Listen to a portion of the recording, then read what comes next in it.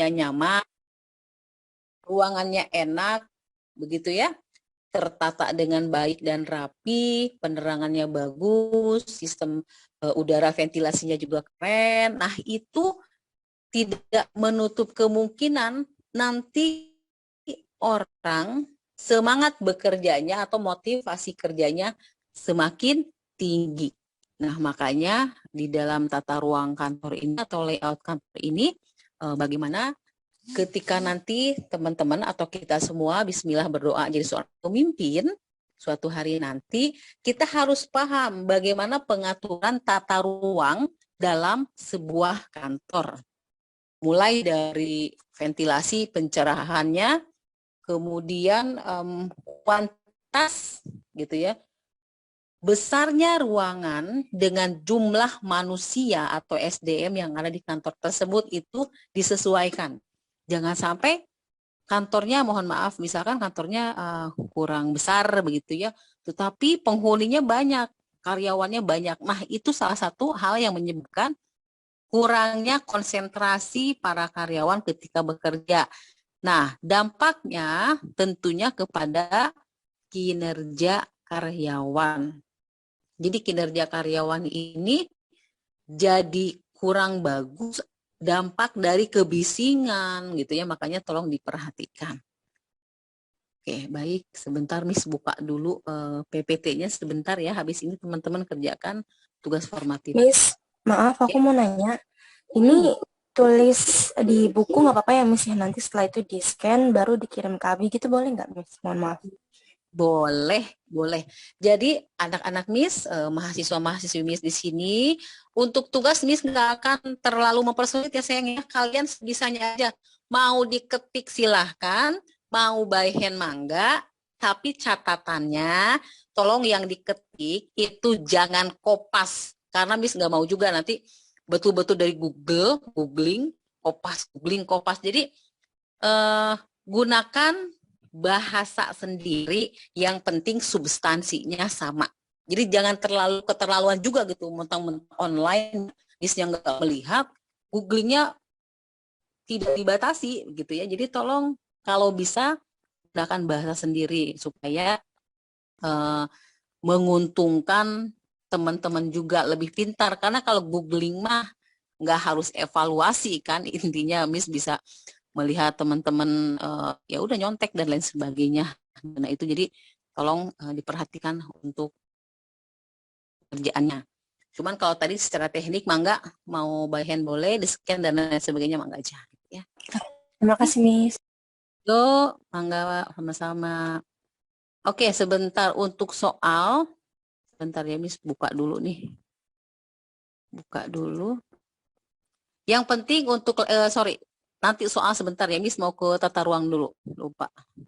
Karena nanti tugasnya ada 2, minggu depan kita praktek layout kantor dan wajib presentasikan. Oke, sebentar. Ini garis besarnya aja. Loh, teman-teman mohon maaf dari tadi Miss ngoceh ternyata itunya Ya masih Miss. ya. Baik. Kalian kalau kayak gitu, Miss maaf gitu ya, Miss tadi ngoceh soalnya. maaf ya. Miss ngomong sendiri, ternyata ini gak unmute. Ya udah, jadi Miss ulang. Tata ruang kantor ini terdiri dari 4, 1 berkamar terbuka, 3 panorama, 4 gabungan. Nah teman-teman, jadi teman-teman di sini pasti karena sudah karyawan-karyawati statusnya pasti tahu yang berkamar ini seperti apa. Jadi bentuknya memang tersendiri dalam satu ruangan, kayak seperti bentuk kamar, makanya dibilang berkamar gitu ya. Di situ lengkap fasilitasnya biasanya. Ada misalkan ada kulkas gitu ya, ada AC, Dispenser. yes dispenser tuh aja ya, ada dispenser gitu. Kemudian banyak lah ya, misalkan ada sofa gitu. Nah itu salah satu yang di fasilitas yang ada di dalam berkamar ini gitu ya.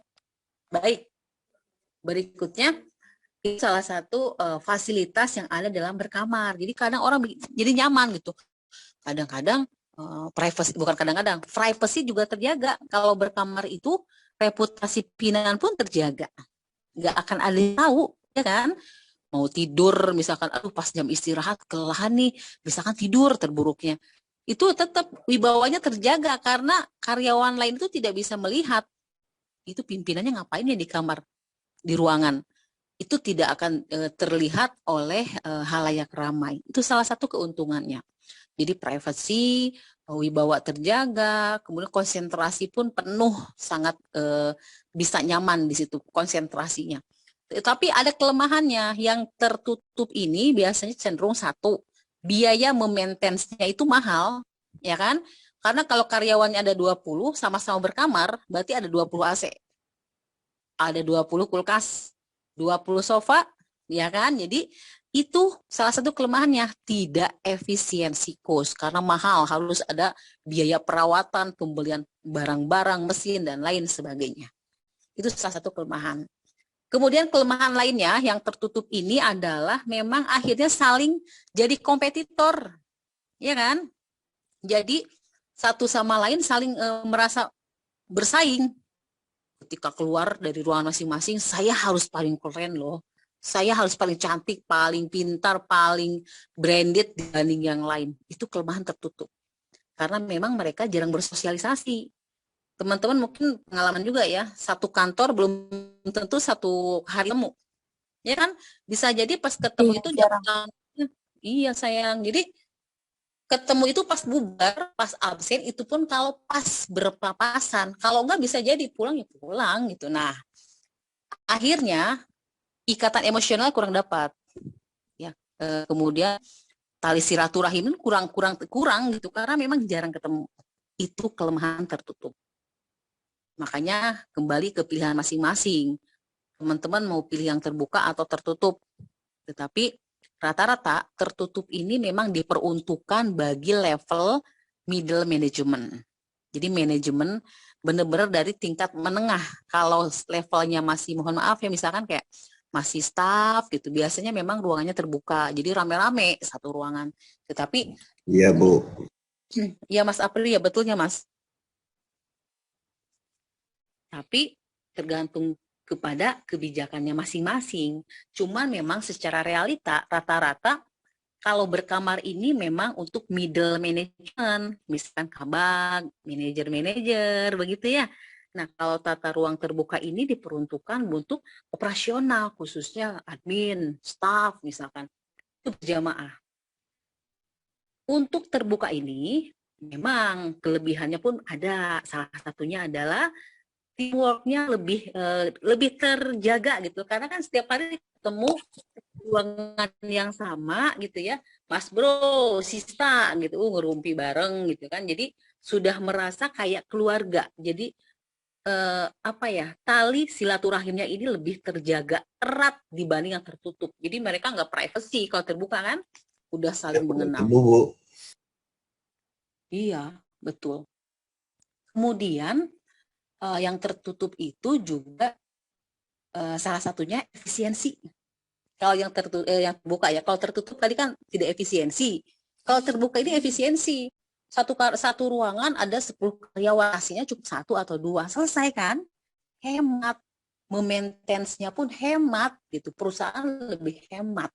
Cuman memang konsekuensi terbuka ini agak-agak ngeri-ngeri sedap. Karena satu kelemahannya ya. Jika tata ruang kita terbuka, kelemahannya itu satu, kebalikan yang tadi, tidak privacy. Kalau teman-teman terlambat, dimarahin misalkan ya, itu semua orang bisa dengar. Anda setiap hari terlambat masuk kantor, misal. Kan ada pimpinan yang arogansinya begitu, dia nggak pandang bulu, mau di depan orang, mau sendiri, kalau marah marah aja, misalkan. Tidak privacy. Kerahasiaan tidak terjamin tuh kalau terbuka, karena semua orang bisa melihat. Itu bahayanya yang terbuka. Kemudian tadi wibawa juga tidak terjaga. Misalkan contoh Mas Apri deh, udah ganteng, gagah gitu ya. Karena ruangannya terbuka, hal sepele, ketiduran deh gitu. Yang biasanya gagah gitu kan, ketemu orang, gagah gitu ya, menggunakan batik, sepatu kinclong, tertidur. Orang kalau tidur tidak sadar kan, mau ada yang ABCZ lah begitu. Orang lagi, Bu. ngorok lagi Mas Apri. Coba bayangkan, udah ganteng, gagah gitu kan, sepatu kinclong, batik keren gitu ya, udah groomingnya bagus, ketiduran, bener kata Mas Apri ngorok. Itu orang pasti, ya Allah ternyata apa yang terjadi? Reputasi diri turun. Ternyata Mas Apri, ini contohnya punten Mas Apri, ini contoh. Itu bahayanya. Jadi wibawa kita tidak terjaga di depan halayak. Orang bisa melihat kelemahan kita. Kalau tertutup teman-teman kan sah-sah aja loh, Dek.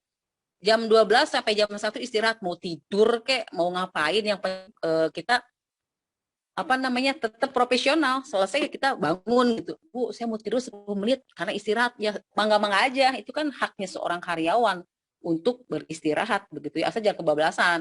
Bu tidur deh 10 menit, lagi isoma, Bu isoma, bangun jam 4, nah, jangan juga kayak gitu ya, jangan sampai itu. Kebablasan. Tapi ada deh yang kebablasan, itu ada juga oknum. Itu pernah lah, Miss pernah, ya jangan disebutin ada di sini, pokoknya Miss pernah ke satu instansi pemerintahan di daerah Jakarta Utara, pokoknya ya nggak usah disebutkan. Itu pernah, karena ada sahabat juga pada kerja di situ ya. Jadi benar kejadian kayak tadi, datang siang agak terlambat, masuk ketiduran, bener-bener pulang, bangun-bangun itu jam kantor deh. Jadi bangun antara pas azan lah begitu ya. Itu contoh olok-olokan. Jadi ternyata memang ada oknum-oknum seperti itu. Walaupun itu private mah enggak. Selama dia bisa mengerjakan tugasnya dengan benar, ketika diberikan laporan dia hadir, aman, ya nggak masalah. Tetapi kan nggak etis gitu ya, di kantor tidur, aduh Miss habis aslinya enak Miss, dingin gitu ya, sofanya empuk Miss, pas banget habis gadang misalkan. Nah, itu juga suka ada aja kejadian-kejadian seperti itu. Cuman pimpinan itu kan masing-masing memiliki gayanya yang berbeda. Kalau pemimpinnya demokratis, melihat anak buahnya tertidur, ini contoh ya terbuka ya. Mungkin dia berasumsi, aduh anak buah saya atau karyawan saya kecapean. Selama dia dapat mengerjakan, ketika dimintakan laporan selesai, itu nggak akan masalah. Kalau pimpinannya demokratis, gitu, menganggap karyawan itu paternalistik, gaya pemimpinnya paternalistik, jadi menganggap karyawan ini adalah aset, jadi ya udahlah tidur mungkin capek gitu, asal ketika saya minta laporan Anda beres. Tapi kebalik, kalau pimpinannya rese gitu ya, memiliki arogansi yang sangat lumayan, nggak bisa bikin orang nyaman karena gaya kepemimpinannya mekanistik. Dia menganggap karyawan itu bukan aset tapi mesin, komoditi. Kalau komoditi itu kan berarti ya Anda harus bekerja, sih udah bayar Anda loh. Anda sakit, Anda apa, harus bekerja gitu ya, otoriter banget. Itu pasti marah. Ketika di ruang terbuka ada salah satu anak karyawannya atau karyawannya tertidur dan lain sebagainya. Itu satu kelemahan juga dari tata ruang terbuka. Makanya plus minus tertutup dan terbuka sama-sama memiliki kelebihan dan kekurangannya masing-masing. Berikutnya ada lagi tata ruang panorama. Nah, panorama ini sebetulnya kalau misi andai boleh memilih, atau insya Allah semoga suatu saat kita jadi pemimpin, yang enak tuh panorama. Kenapa panorama? Panorama ini kan combine ya, jadi betul-betul ruangannya ini dikombinasikan, ada pemandangannya, fasilitasnya lumayan lengkap. Kalau yang misalnya kayak ada kebunnya lah sedikit, ada tamannya misalnya, sehingga jika ini dilakukan, karyawan itu tidak akan jenuh bekerja, dia nggak bosan. Apalagi untuk orang-orang ahli hisap. Di sini ada nggak ahli hisap? Jujur. Ayo, siapa yang suka merokok? Kaum Adam, Ahmad Supriya.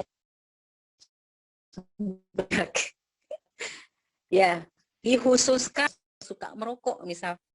Itu panorama ini merupakan peluang, karena kenapa, di situ ada satu ruangan, nggak harus satu ruangan, mereka keluar tidak mengganggu lingkungan sekitar, berbeda di ruang tutup. Ada aja loh Dek, kalau pemimpin dolim, ini cerita Miss pribadi ya, dulu zaman bahula sebelum Miss di dosen, ada aja teman-teman itu ruangan itu tertutup, dia merokok, bayangkan tuh. asapnya dihisap sendiri, dinikmatin sendiri. Ya kan bisa kebayang. Tapi ke panorama, ya sudah terserahlah mau bagaimana. Tetapi di situ karyawan ini tidak terlalu jenuh. Dia bisa ada kolam ikan, misalkan ya bebas. Jadi lebih motivasi kerjanya lebih tinggi. Bosan-bosan keluar sebentar. Kalau tertutup terbuka kan bosan nggak bosan, Anda di situ ya di situ aja.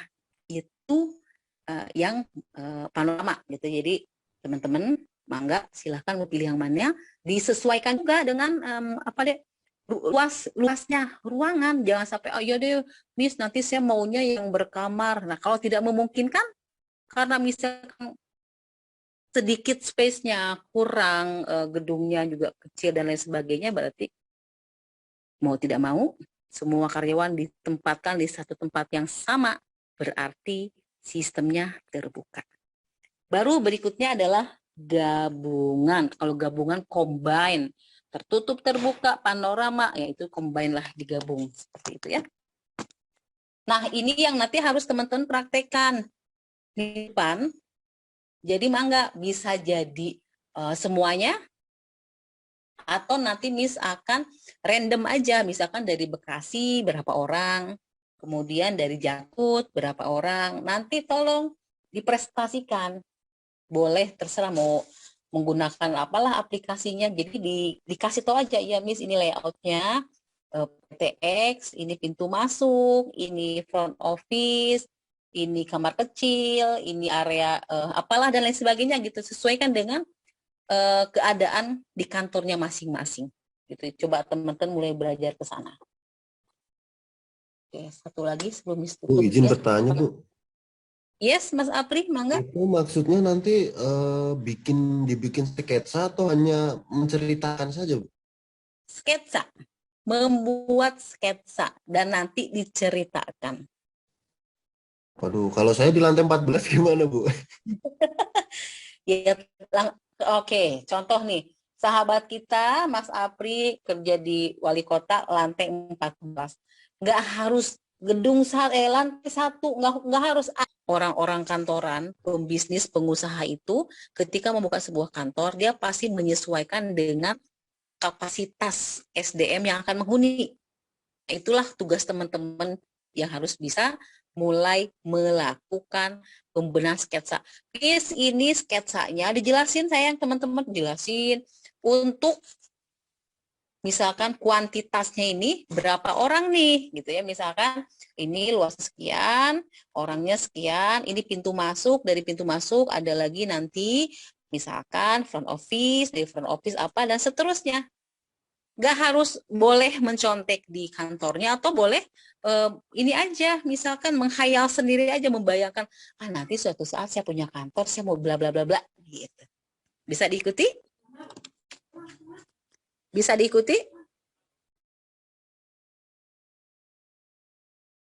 Terus yang kalau misalkan nggak kerja gimana, Miss? Belum kerja gitu.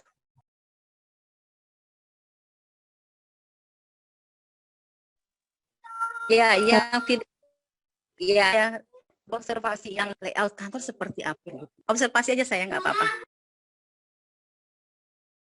Jadi kayak bisa buat sketsa sendiri gitu, Miss. Yang lain monggo, ada yang mau ditanyakan? Membuat sketsa sendiri.